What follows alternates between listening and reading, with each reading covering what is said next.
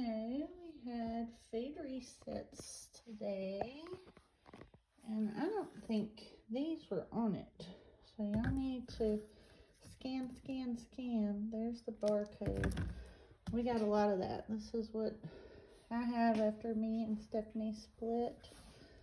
Some pumpkin pie spice delight, Dunkin' salted caramel,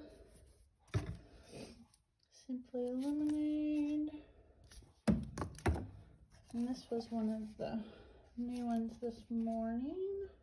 Got some Oreo crunches,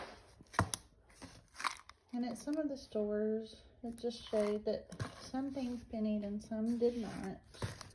I found 2 little doggy bones for old Pennies.